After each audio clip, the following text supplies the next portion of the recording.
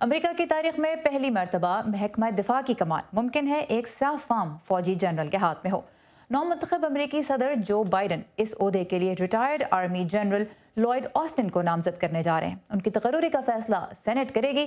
تفصیلات کے لیے ہم چلیں گے ندیم یعقوب کی جانب۔ ندیم، کون ہے جنرل آسٹن؟ جیسا کہ آپ نے کہا، یہ جنرل لوئڈ آسٹن جو ہے ریٹائرڈ جنرل ہیں، 4 سال ہو گئے انہیں ریٹائر ہوئے ہوئے۔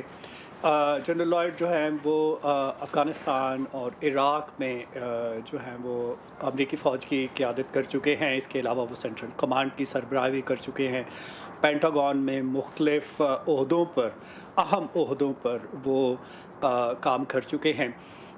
اگر سینٹ سے منظوری ہوتی ہے، جیسا کہ آپ نے کہا، تو جنرل لوئڈ پہلے سیاہ فام امریکی ہوں گے جو کہ وزیر دفاع کے طور پر امریکی انتظامیہ میں خدمات سر انجام دیں گے۔ نو منتخب صدر جو بائیڈن کی کوشش ہے کہ ان کی انتظامیہ جو ہے یا اہم محکمے ہیں وہاں پر جو لوگ کام کرنے، وہ ایسے لوگوں کو تعینات کیا جائے جو ڈائیورسٹی شو کرے، متنوع ہوں، مختلف رنگ و نسل سے ان کا تعلق ہو۔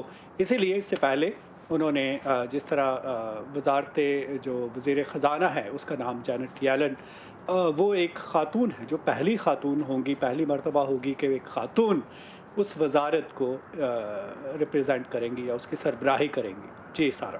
رائٹ، جنرل لوئڈ آسٹن ہم جانتے ہیں کہ افغانستان میں چونکہ سرو کر چکے ہیں تو ان کے پاکستان کی قیادت کے ساتھ بھی رابطے رہے ہیں۔ ندیم یعقوب ہمارے ساتھ ہے کیپٹل ہل سے۔ Thank you very much Nadeem.